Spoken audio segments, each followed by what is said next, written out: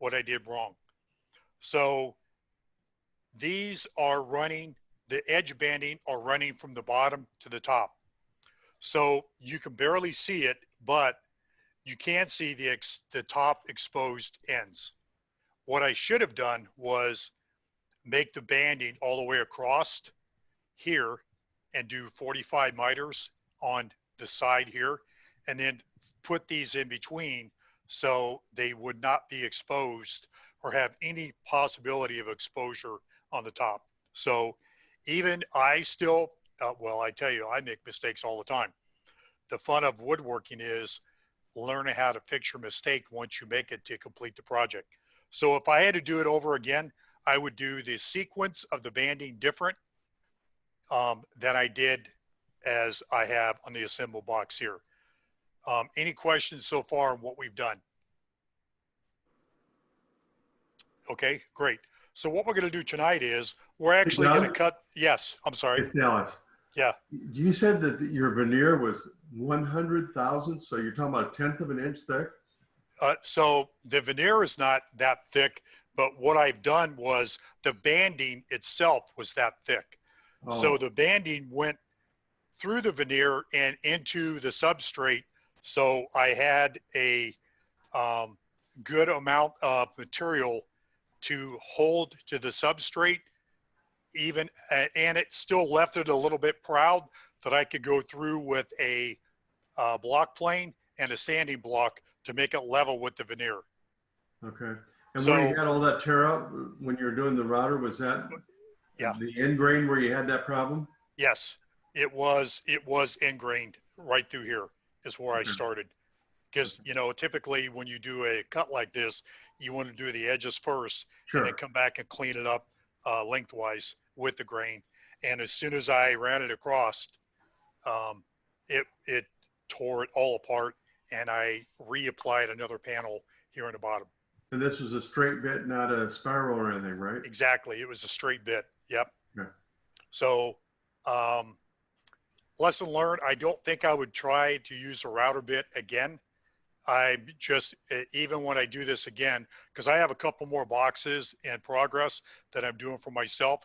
So I'm going to use a sharp table saw blade, 82 table saw blade, and dado set to make all of my recesses or my rabbets for my banding from now on, and not mess with the router table at all. Got it. Now the router table was great for making the rabbets to put the box together, but it's just not right for doing the banding rabbets at all, because the veneer is already on there and it rips way too easy. So what we're going to do tonight is, obviously we need to get inside of this box, otherwise it's no good. So what we're going to do is we're going to cut from the top of the box down 1 1/4 inch, and that'll give me the reveal or a split of right about in here for 1 1/4 inch. And then we're going to cut 3 sides. And then if I went ahead and cut it, if I went ahead and cut the 4th side without any support, what would happen is the box lid would come and get pinched in between the saw blade and the fence, and I would have a great chance of damaging the lid. So what you have to consider is I'm going to make the 2 end cuts, and then I'm going to take the front face and make that lengthwise cut, and then I'm going to place spacers in between the saw curves, and I'm going to tape those in with tape, and then that way when I do my last cut between the spacers that will hold the distance of equal of the lid all the way around, and the tape, it will hold the lid in place so I don't take a chance of getting kickback or my box lid getting torn up in the saw. Any questions on that process so far? Okay, I've got the saw set up for 5/8 of an inch high, so that's an 1/8 inch. It's 1/2 inch substrate with 1/32 of an inch veneer. So this is going to give me just a little bit above the distance on the inside. And I will be able to tell that on my first cut if I have this set right. So I'm going to go ahead and start making the cuts on the lid and cut the lid off. And then we're going to talk about how we're going to dress the inside of those kerfs on the top of the box and then on the inside of the lid.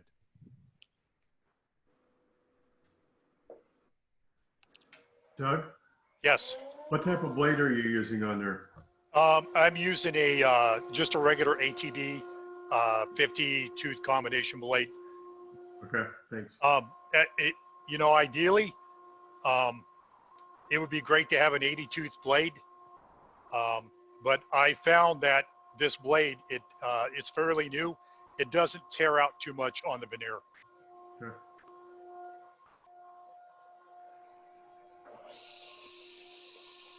I guess we shall see, huh? Yes, we shall see. Thank you.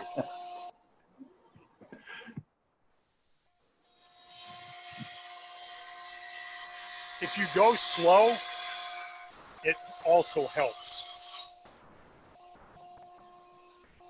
Okay, you can see on the cut, it didn't really tear out too much, and I could see inside the box, so it's cutting through. No, it's pretty good.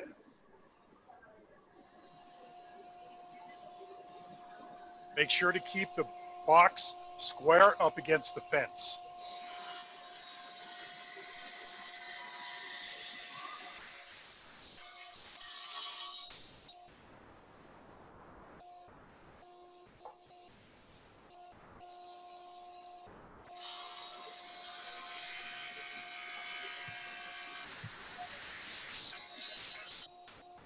Doug, is it common to form up the entire box as an enclosure and then cut the lid off like this? Hey, hang on a sec. I'm sorry, can you ask your question again, please? Yeah, I tried to wait until you're off the saw there. Yeah, you're fine. Is it common to make an enclosed box like that and then slice the lid off? Is that a common way of making a box? So a lot of veneered boxes actually end up like this. When you do what we call a miter fold box, where the grain is wrapped around the same all the way around, we do this technique, and it's actually not uncommon for a veneered box like this to be done this way. Got it. Thank you. Yep, great question though. Okay, these are just a little bit large. That's good there.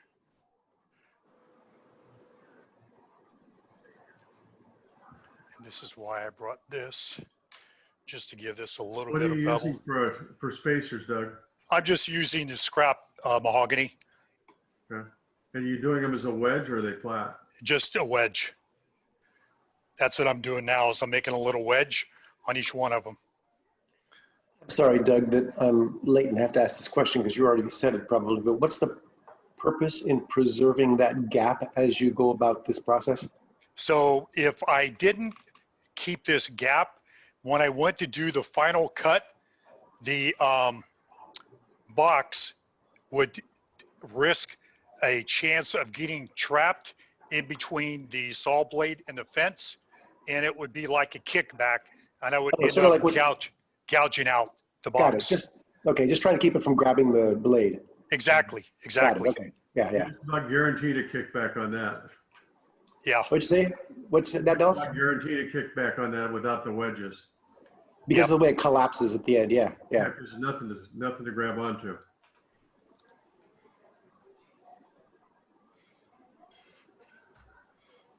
Is it possible to work in your wood shop, Doug, without blue tape in great abundance? No, I have stock in 3M, and I support my company. I was telling Dallas, it is so freaking hot today in my shop, and but I know this is short-lived because Doug's Shop 2.0 is central air. Very nice. And it's very reasonable that given the heat, you'd keep your jacket on. That's great. Well, exactly. But, you know, when utilities are 8 cents a kilowatt there, so it's a little more affordable to keep the furnace running. Well, isn't most of your basement below ground? It is. Yeah. And it is so cool in the summertime that Yeah. you almost literally need a jacket. Huh. Seriously. When was the last time you were there? 2 weeks ago, and I'm leaving again Tuesday to go for 3 weeks. Oh man, the transition is very much in process, isn't it? I'm afraid so, Travis. Yeah, so sad. So here's what it looks like with the wedges wedged into the curve. So these, my material, I couldn't have actually planned it better.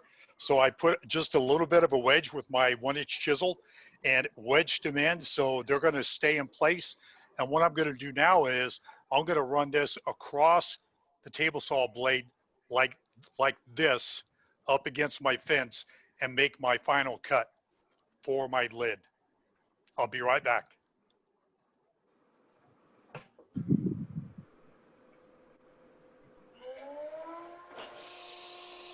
Here goes nothing. Watch for flying boxes. Yeah, right? And I can't believe how well that noise cancellation stuff works. Doug can hear us, and we don't have to hear the saw. Dallas, we got to get this for the shop, man. This is amazing. Those headphones. Oh, the headset? Yeah. Yeah. Okay. So there we go. We now have a cut all the way around. And I'm going to take the tape off and the wedges off, and we're going to see what happens here. It might have made a fool of me here. I'll find out in a minute.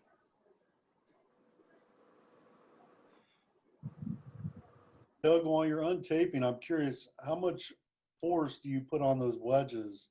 Is it just to put a gap in there? Just finger tight, you know? Okay. I mean, I've already taken one side out, and it already set itself on the base of the box. Okay. Perfect. Yep.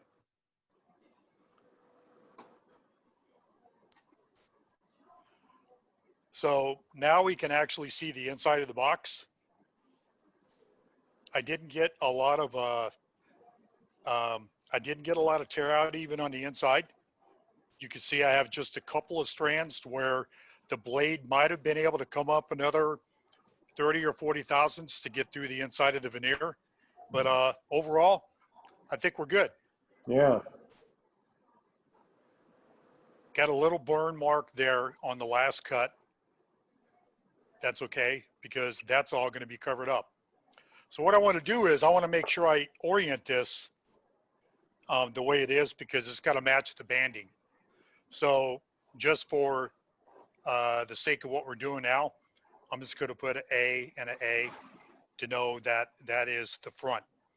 So, okay, so now we can get inside the box, but what about these ugly exposed edges that I have on the box right now? That is unsat.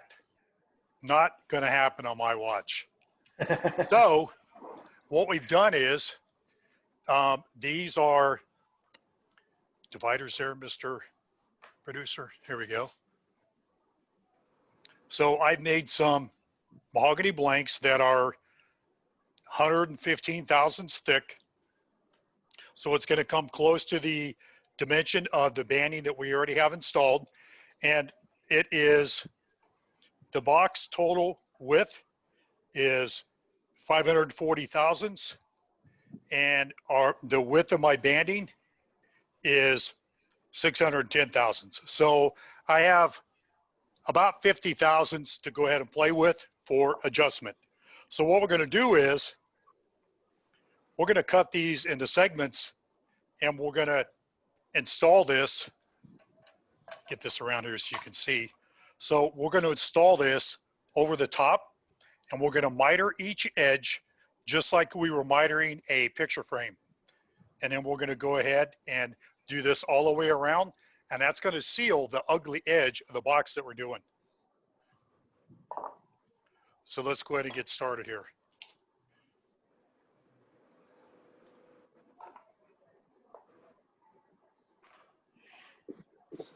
So I made a little jig it's like a little miter box here to get my miter started.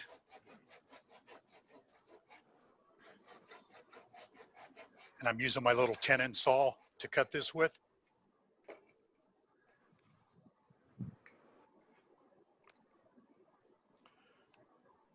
So I'm going to try to use the outside as a reference and make that flush. And to help me, I'm going to take my square and make sure that I have this flush as I go.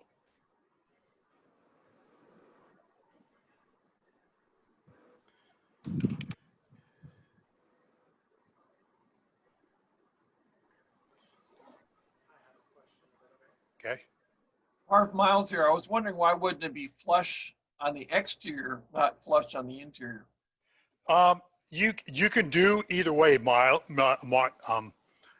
Miles. You can do either way, Marv. We will do it inside flush, so we can take the block plane and trim it on the outside. Okay, Thanks. how about that? Yep. So what I'm going to do is I'm going to mark where I want my joint on the inside corner of my miter.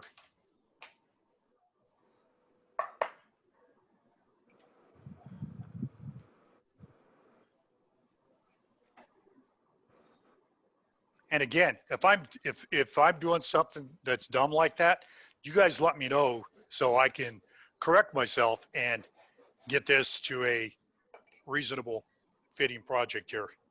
Nothing dumb about doing it that way. I do it both ways, Doug. Yeah. The only thing I do instead of using a block plane is I just use a trim router on the inside. Sure. To clean up the corners. Okay. So we will mark this 1, 1, and then we'll come back and we'll glue it up here. Well, what I'm going to do is I'm just going to use more of my blue tape, Travis. Yes, yes. And I'm going to go ahead and use the blue tape to hold this in place. So I can be able to butt up to the two pieces that I'm working with here. Okay. So we'll go ahead and start this.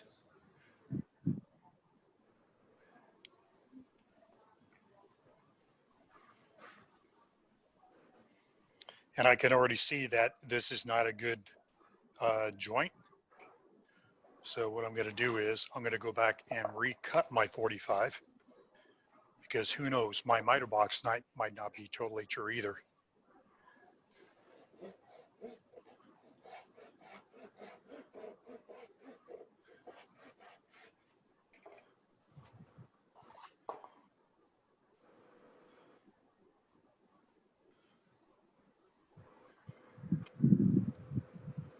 And that one is the same. So what I will do is, Hey, Doug. yeah, The way you can deal with that is take your piece and cut it on the other side. There'll be a complementary angle. okay, And you will get so take it on your miter box, take the angle you're cutting, put it on the right side, not on that side, the other way. okay, No, what you were doing, the waste, make that the piece you're keeping. I'm sorry, say that one more time. The piece you're cutting off Yeah. is to the right, and you're having your waste there. If you cut one using it, saving the piece on the left, and then do the other piece on the right, you'll always have complementary angles. Got you. Let me measure out my piece then and see how it's going to work out here.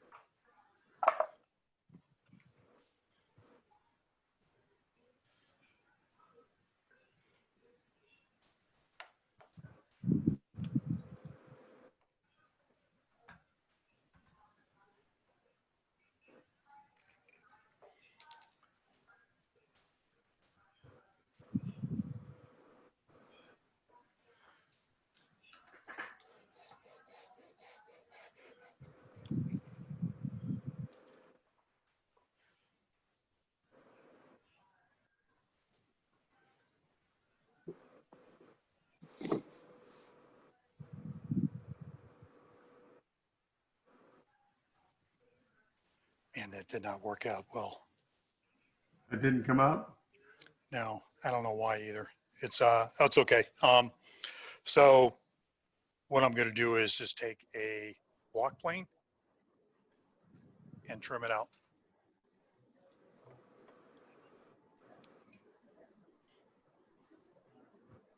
But I totally get what you're saying, Dallas. It should have actually cut, just for curious sake. No, I still have the same existing problem.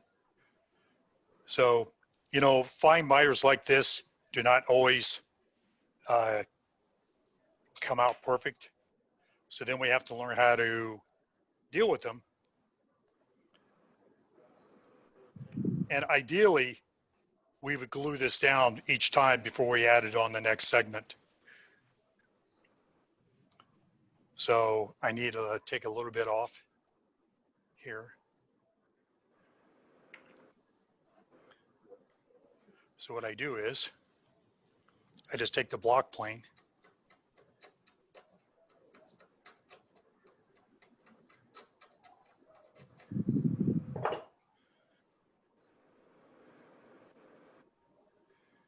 and we're almost there. All right.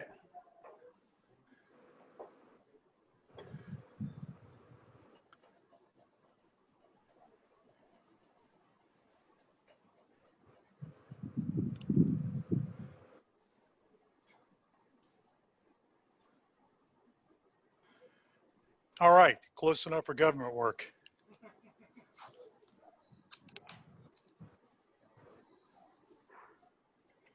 Not to take away from those who work in the government.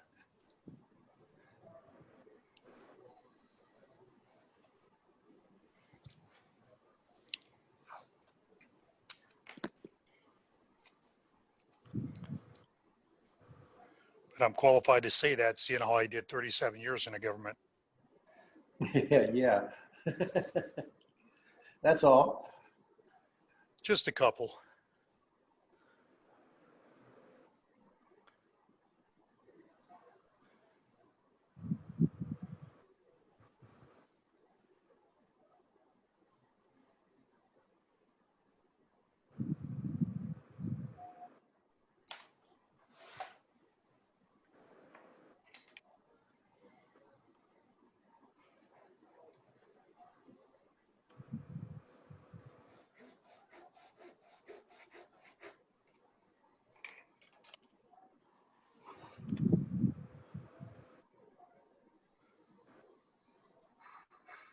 Okay, same thing. That tells me that my miter block is not where it needs to be. So don't take it with you to Dayton. You can No, I'm show not. I'll leave it for the shop. it. Oh, great. Thanks a lot. I was telling Dallas before the show started that Doug's shop 2.0 has central air. It's about 98 degrees in my shop today. Yeah.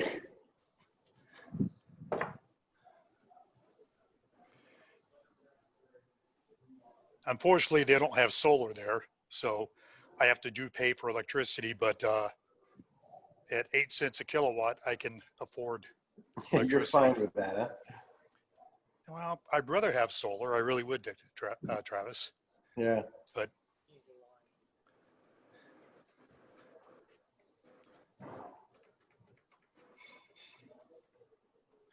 Mr. Producer wants me to put solar in my house before I leave so he can power up his Tesla when he gets one. Okay.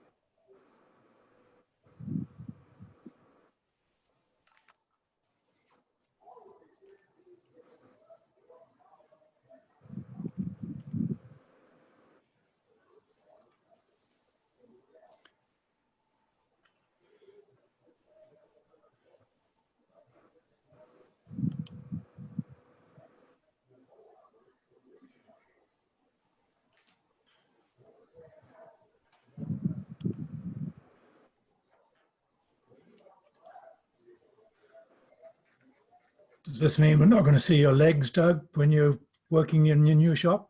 You know, I'll still wear shorts there, Chris, because the shop is a balmy 74 degrees year round. Okay. We don't want And to I'll split even wear my slippers for you. them. Good. The bunny ones. Yes.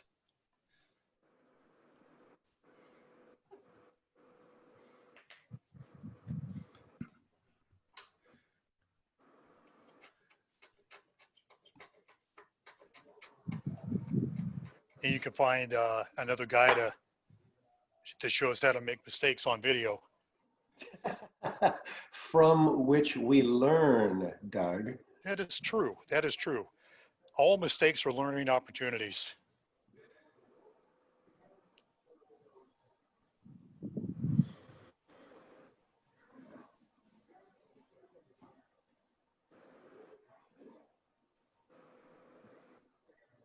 Tell that to Is- the politicians.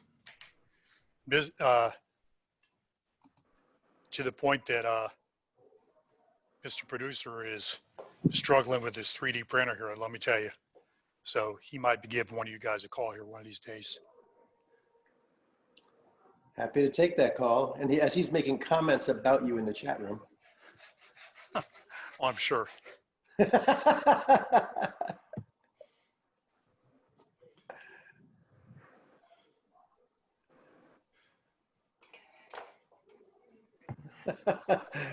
So the Ender 3 Pro didn't work out for you, Adrian?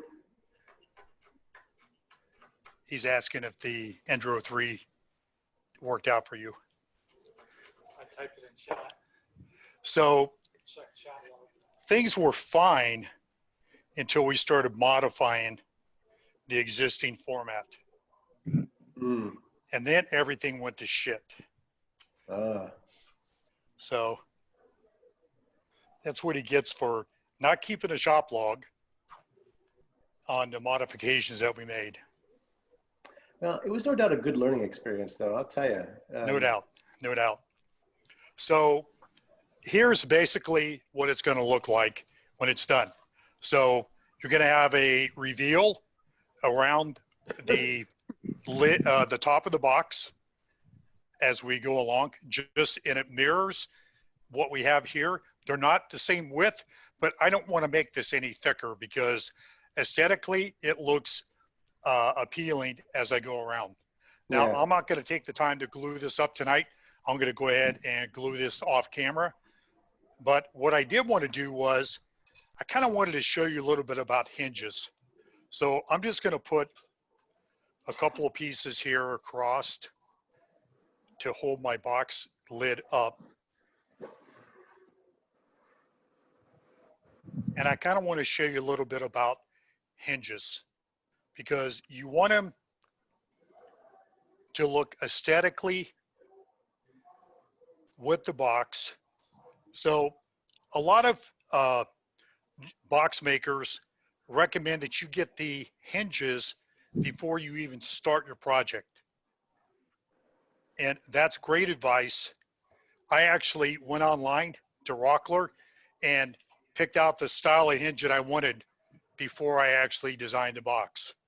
So this is a pressed metal. It's not a solid hinge. It's a pressed metal hinge that I got from Rockler.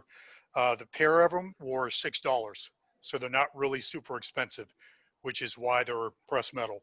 But So this is externally mounted? exactly. That's what I wanted to show you is I like this style of hinge because I can center the barrel. Can you see? Yes. Okay.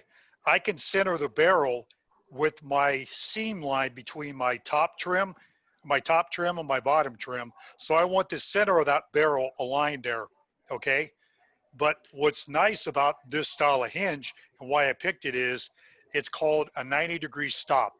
So looking at it from the side, I can rotate the hinge, and when the lid is at 90 degrees, it's going to stop and hold the box in place, and it's not going to want to continue. It's not going to want to continue to go over and spring the hinge, because as you do that a couple hundred times, it has a tendency to spring the hinge, and you have a chance of pulling out the screws that you actually mounted the hinge with. There are a lot of different styles of hinges that you could use for boxes, but for our application here, I really like the 90-degree stop hinge. It's reasonably priced. They have them in silver, brush brass, and shiny brass like this. And for $6, you know, for your first couple of boxes, this is a really nice way to go. And this the highlight feature for me was the 90-degree stop. And Yeah. as you make boxes and figure out ways to get those hinges to work with you, you'll learn more about all the different style hinges.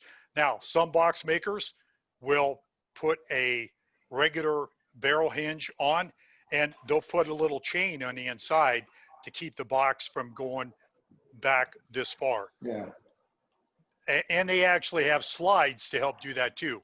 The only problem with those are they're, number one, they're hard to lay out, and the chain actually can bind in between your lid and the body of your box when you're trying to set it.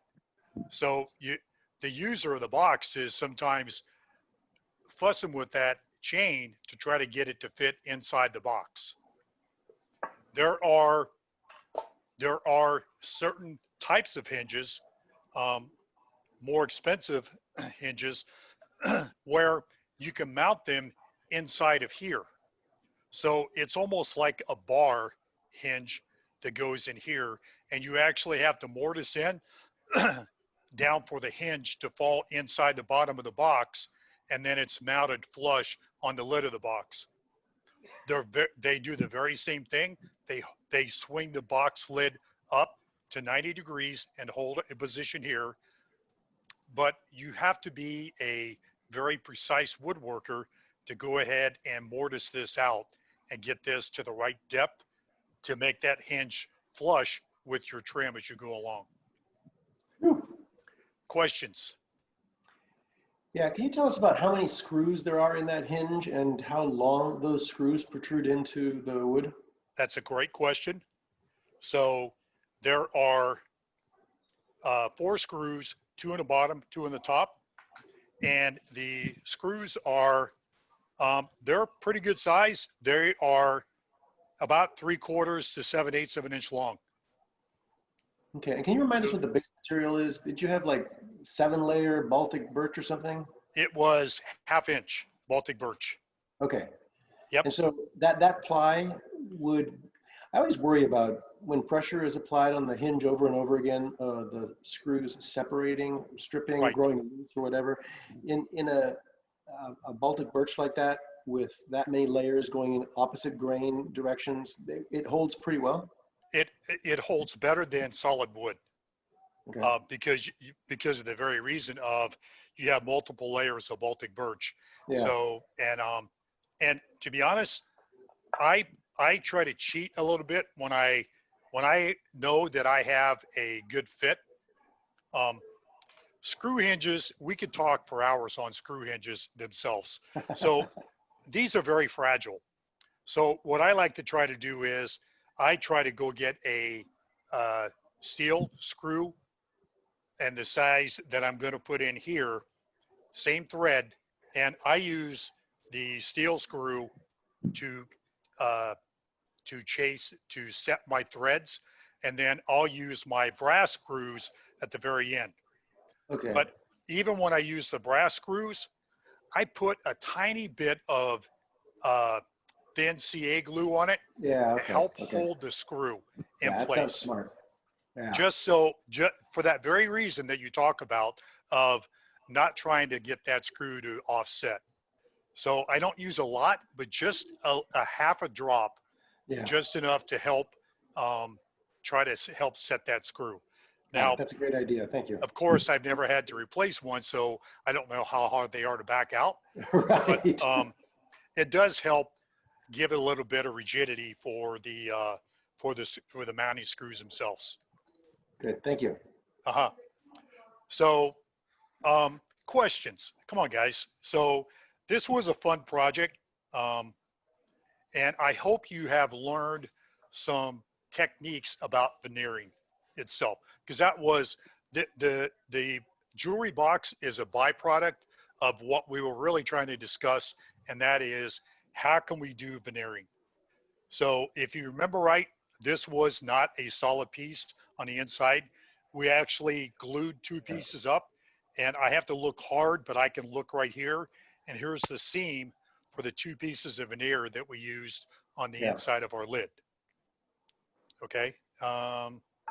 Even on the inside box, you have to look, but you have to really look at the grain to tell you where the seam is.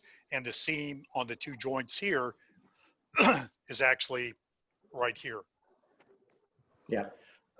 And then on the outside, I can't even find the seam. And I know that there is a seam between these two, but I'm looking and I really can't even find the seam on the outside here. And then of course here we have visible seams because we made 45-degree cuts on everything that we did. And the array of 4 in the middle, right? And the array of 4 in the middle. Excuse me just for a second. Let me get some agua. Are you feeling faint? Is it so hot you're feeling faint? Is that what I'm hearing? I'm going to take an IV when I get done here. I'm going to charge it to the shop. Yeah. So you missed this, Travis, when we opened up. So this is what the box lid will look like when we're done. Oh, but again, nice, you know, nice. I mean, the grain doesn't look like much, but then when you put a little bit of finish on it, Yeah. and you can see the rays of the figured maple of how they contrast with each other, even though they're not, you know, we just did the quarters of the grain, but I just think it looks kind of cool, you know? It does. So when you get tung oil on this and rub this out, it's going to look really cool. Come to the holiday gift sale. It'll be on display for 25 bucks, and the first 25 bucks walks it out the door. You're not saying that the bidding starts at $25. You're saying I can purchase that for $25? You can purchase this right now for 25 bucks if you want, Travis. So, and give it to one of your daughters before they go back to back home. If it wasn't rude, I'd say sold. But of course, let me finish it first before you buy it. Sure. Because after you see it, you may not want it. Oh, I know I will. So, questions, please, during this whole process. Again, so we broke down how we made the substrate panels, how we matched the veneer with two pieces when we didn't have a piece that was wide enough to fit our box. We actually learned how to make a seam and how to tape that together and glue it to our substrate. So you really can't even find a seam once you get proficient at it. Then we talked about the 3 different types of gluing that we did. We used a melamine board on each side for one type. Another type, we just used 2 pieces of plywood laying around the shop, and we put brown paper bags that we get from the grocery store on the top and bottom, and that prevented the glue from sticking to the plywood. And then the third method, obviously, we used the vacuum bag with the vacuum press. So you did that off camera though, right? The vacuum bag? I did. Yeah, okay. So, but what I want to do is advertise that we have a vacuum bag at the shop. So please come in and use the resources that we do have in the shop. We have a 4x8 bag and we have a 4x4 bag. My personal favorite size is a 2x4 because most of the projects that I do are under that size. I don't typically make a veneer panel bigger than 2 foot by 4 foot. But veneering is a lot of fun. You don't have to use just a jewelry box. Make yourself a side table with veneer, okay? And you don't have to have solid wood edging, okay? When I did my hand tool plane cabinet, just scroll over there for a second to the hand tool plane. So I used veneer for edge banding all the way around to hide the MDF too. So you don't have to necessarily use solid wood because a lot of these types of veneers, okay, thanks. A lot of these types of veneers, you're not going to find solid wood edging or even anything close in the match. So where would you find a solid wood edging for the veneer that we picked for the outside of the box? There's no way that you're going to find anything close unless you found some spalted wood somewhere that might even be close. So if you do use solid wood edging, the typical thickness is 1/8 of an inch thick, and you'll band that all the way around, and then you'll lay the veneer on top of that after you put the edging on first, and then you'll put the veneer over your substrate after your edge banding is on. Questions, please. Doug, I got a quick question. Okay. If you were to put a latch or some type of key or something on the front, what would your recommendations be for that? So there's a lot of different methods that you could secure the front of the box. They have these little hook latches that they sell at Rockler for like $5. And I would just put a little hook latch on the front of it. They have what they call, I can never pronounce this right, Etching locks. So it actually recesses inside the wood, and then there's a little tab that comes up and locks in to the upper portion. But those are much more complex. Or, you know, you could actually, so I could still do this today, is I could put a rare earth magnet underneath my banding here. So what I could do is I could take this material and I could drill a small recessed hole to where I just had a little bit of wood left on the show face, and I could drop a rare earth magnet on each side, and it would just magnetically catch when I closed it. And then if I did that, I could then put just a small brass knob on the top to be able to lift this up, to open the top up. Great question. Great question. So again, when you're talking about small decorative boxes, so Mary Russo and Jim Franz collaborate to make some really awesome boxes. So Jim and Mary worked together to make a tea box, and it's not even going on sale because Mary bought it as soon as she saw Jim make it. So it's already offline. But think about all the little applications that you could use for a small storage box. In that case, they stored all of their teas, and they put in a divider to put inside to hold the tea bags all in a row. Yeah.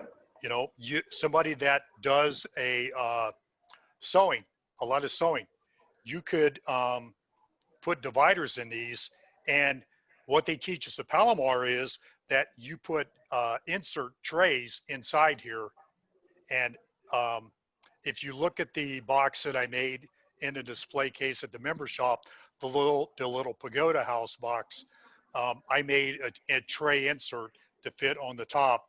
So in this case, you can make a tray insert about 1 inch deep, and then you would still have about 1 3/4 of an inch underneath the box. You know, if you had a lot of small tools for your CNC machine, you store your bits or your supplies for your 3D printer, this is a great little box to carry with you to store your stuff in. That is so much nicer than any parts for my CNC or 3D printers deserve, Doug. No, it's not. It's not. So it is, man. You're learning a skill set, and so here's what one of the better instructors at Palomar, his name is Chance Coulter. So one of his mantras is, if you're going to make something, make it useful. Let it have a purpose, and don't necessarily do it because you're just here. So in our first veneering class, I'm always chasing my hand tools all over the shop. So I made a 8-drawer cabinet to fit underneath my workbench to store all my hand tools with. So pick a project. a veneering project, have a purpose in mind that you want it to use for, and it'll make the project so much more simpler because as you assemble it, you're already visualizing what the end use of it's going to be. Yeah. It's like, man, I'm going to make a little divider to hold my little needle nose pliers here, and my small screwdrivers are going to fit here, and my little bits are going to all stand up in a little rack here. And it's a great little CNC box. And what's cool about it is you can take the lid and use your CNC machine and do some engraving and customize it, and then fill it in with resin to make it really cool. The world's nicest bit box. Exactly. And you know what? That would inspire me to get more into CNC if I knew that that's the kind of box that you get your tools in. Yeah. It would be a great inspiration to learn more about the CNC. Yeah. So, questions about veneering? I've got one question, Doug, which is Yes, slightly Chris. aside. When you're going to remake your miter box, how are you going to make sure it's going to be accurate next time? I've got to make a couple of miter boxes and I don't know how to set it up to start with. Great question. So what I'm going to do is on my next box is I'm going to take my 45-degree angle square and I'm going to use that to make sure that my cut is parallel. So when I set my saw up, so great question, Chris, first of all. So I would take a piece of scrap here and I would lay out my 45 and I would use my saw as a guide to go all the way down and try to keep what I made a mistake on is not keeping it square. So when I go, I would start where I want to lay out my 45, and then I would have a guide block to hold my blade parallel to the piece that I was cutting next.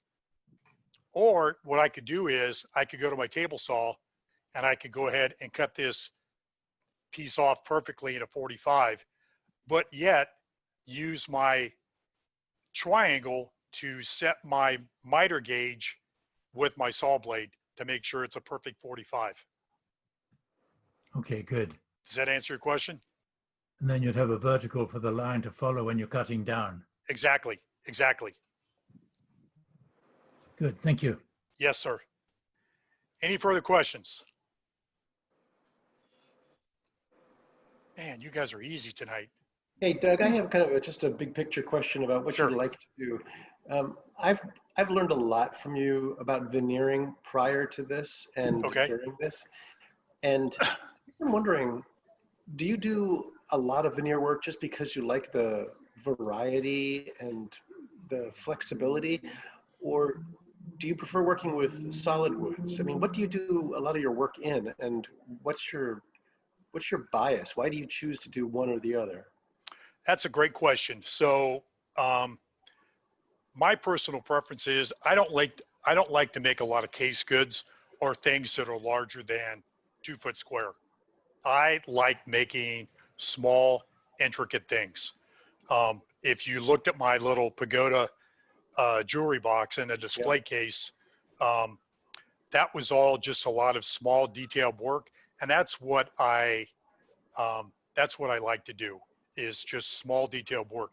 And the other part is with veneering, it's actually pretty forgiving if you really think about it. And the variety of woods that are out there, go to Joe Woodworker's website and go on his bargain bin and just buy $40 worth of veneer, and that'll last you 6 months for your projects. It really will. Does he provide a lot of variety in one of those bargain bins, or is it usually one variety? It is, you can go, great question. Thanks, Travis. That's a great question. So you could go buy what they call a variety pack. So for, I think it's $100, you could buy 100 square board feet of veneer of like 25 different species of veneers. Wow. So they're anywhere from 4 to 6 inches wide, and they're all on average 3 feet long. So he'll use his leftovers and cutoffs to make these variety boxes. Got it. And that's a great way to start. And Yeah. shipping's only $15 for that box. I bought 3 of them myself and used them through a lot of different projects. Matter of fact, and the overhead, I've still got a lot of it, even in the overhead of the garage here. There's So- some Well, beautiful it's much of a pieces hassle in to, variety bags. take with you. You can always just leave it with some of us. You know, you miss, I don't know if you saw the opportunity of leftover veneers from the holiday gift bill workshop, but in the Oh, I last didn't. 3 weeks, we have sold 9 bundles of veneer in the last 3 weeks. Are those $10 bundles that are sitting on the Yes. benches in the? Oh, I didn't know Yes. that. Okay. Yes. Okay. And you know what's unique about those are thick resawn veneers, They not really commercial are. veneers. Yeah. So those are about 85 thousandths thick. And it's a great project for you to work on, especially if you're going to go with a CNC engraving on them, because it gives you a lot more latitude Yeah. on Yeah. the thickness of the veneer. I didn't realize that stuff was for sale. I saw it when I was taking a class there a couple days ago, and I didn't know it was for sale. There I mean, should it have did been say a, $10 on it, which should have been a clue, but I didn't know okay, we I were was going actually to ask selling them. if the sticker was off the bundle. So, No, they were on there. They were on. okay, okay. But Doug, if you like, I'll set one aside for you tomorrow and you can pick it up next time you come in the shop. That'd be awesome. Yeah, that'd be great. Thank you, Doug. Yep, I'll put your name on it in the office. Okay. Doug, is Yes. there a shelf life on veneer? You know, that's a great question, Chris. Thanks for asking. So one of our experts in the area is Patrick Edwards. He's a really great furniture restoration guy. But because he does furniture restoration, he deals with a lot of different types of veneers. And he actually has a dedicated room that has a humidifier in it, so he can keep the humidity constant, about 60% humidity, as he stores his veneer. So what that does is it limits the veneering from cracking on the edges as you store the veneer. If you leave veneer out in this dry weather, a lot like we have in San Diego, on average, our moisture humidity is 15 to 30%. So what that does is it dries a lot of the moisture out of the veneer, and it cracks and curls as you go along. So on some of the veneer that I actually used here, it had done so, and I just cut off the edges where it's cracked, and then we could use Veneer Softener and flatten it down between 2 pieces of melamine, and it'll rehydrate the veneer, and you can make it flat again. But yes, there is a shelf life of sorts in veneer that if you don't use it for a long period of time and you keep it wrapped up in plastic or whatnot, it can crack and become so brittle that you can't even use it anymore. Great question, Chris. Thank you. What's a moisturizing liquid that you use on veneer? Is it a veneer moisturizer? It's called a Veneer Softener. They sell it by the gallon up at Vacuum Press up in Oceanside. They're one of our sponsors for our discounts, so you'll get 10% discount when you go. But it's basically a alcohol glucose mixture No, that it's glycerin. glycerin. Thank you, Dallas. Glycerin and alcohol mixture that rehydrates the veneer and makes it soft and pliable. And then you put it in between layers of paper towels, and then you press it down. And just like you were pressing the veneer, you would use clamps to press it down with. Oh, And really? and then every hour you would take it all apart and change out the paper towels. Oh, So wow. when you're rehydrating the veneer and getting it all flat, you're going to want to take a couple rolls of paper towels out to the shop with you. But it's amazing that you take a piece of veneer that looks all crinkled up, looks like your grandmother's forehead or something, and then you spray it and flatten that out, and it's like, oh my God, I can use this for XYZ projects because It really it's all works. pressed. It really does. Yeah. And But it's I very will common with warn you. veneers. You get your best veneers, have burls and so forth. As they dry, they just get all gnarly. Yep. You almost have to do it with the burls. Even Exactly. the stuff that's been fairly fresh, you're going to have to flatten them. Exactly. So, and one thing, after you soften a veneer, you want to keep it in between layers of MDF or plywood. and keep it the pressure on so it doesn't uncurl itself as you go along.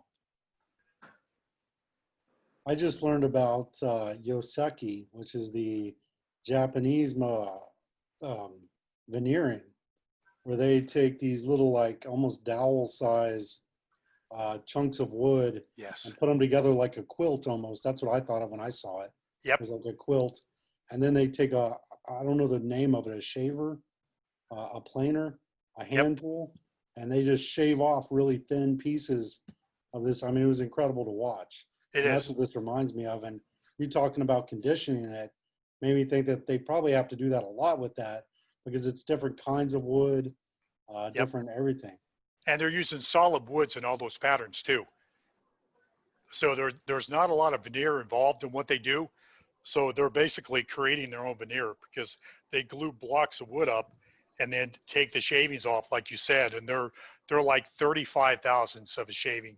And then they lay those out and glue those all together.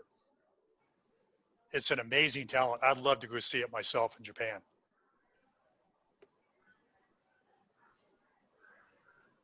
Any other questions? This is really it, huh, Doug? Afraid so, Travis. But I will give you a little teaser here. So Yeah. I've been talking to my counterpart Dallas here, and we sort of have a straw man draft plan of how would you build a shop from ground zero. Oh. So what would you do if you had the opportunity to create your ideal shop? Yeah. So I think that's going to be in the works here early next year. That'd be awesome. And you've just gone through so much these last, year and a half building your shop? Actually, my shop is totally, it's like an empty garage. No, but you've been planning it. I know. Yes, I mean, exactly. In my mind, you've had it for a year and a half because you've been talking about it for so long. They just did the 220 drops this week for all 5 of my 220 tools. So, yeah, but what would be cool is if you had a blank slate to watch something come together, and even better yet, reach out to my fellow shop members and get feedback on what they would do different as I go along. Yeah. Because it's going to take me a year to build my shop. So it would be great to get feedback from my fellow members of, hey, I saw you were trying to do this. I used this application, or I tried this method in setting up my shop. Why don't you try the same for yours? Yeah. Good job, Dallas, on finding a way to keep him in our lives. Doug, it's Marv Miles. I was going to ask you, can we talk, or maybe Dallas and anybody else, in regard to the fall? So I don't know how you're planning on, if we're selling products, how we're going to ship them, pack them, whatever. I have access to boxes and wrapping paper and things like that. So Okay. if you want to talk offline another time, I just figured that Travis and Dallas would have lots of input. So Sure. your thoughts were about how we're going to handle them, Yes. package them. We are going to have a in-place store sale. I will give you a little teaser that it's going to be the 19th and 20th and 21st. The 19th is on a Thursday afternoon, and it's going to be reserved just for member shop members only. Okay, so it'll give the chance of all of you who've worked all year long to help put this together a chance to come in and buy what you wanted and drooled over as you saw it come through the door. I want to know what time Travis is, because I got my eyes in that $25 box. Right? Exactly. Good call, Marvin. So, Good call. and then on Friday from 10 to 6, we're going to have a in-presence store, and then Saturday probably from 9 to 3, 9 to 4. And I'm trying to convince Gary that we need to do a Friday afternoon from noon to 4 to have a discounted clearance of what we have left over. From last year. Yeah. From last year and this sale. Yeah. So do you think we're going to need to have multiple types of sizes of boxes? And again, I use newsprint, which we wrap up and pack. And how are we going to be doing So No. we have had a bulk order of white and red tissue that we wrap everything up in, and then we have small, medium, and large carry gift bags that we use to try to get things out the door. Okay. But I will ask the favor of the audience. So when you go to Costco and you get those, those 3-inch deep boxes that you carry everything out with, we need a lot of those at the shop when it comes time for the sale for people to carry a lot of their items out that are too big for the bags. But we Well, don't- what I provided last year was those same boxes, and they came from Home Depot. Okay.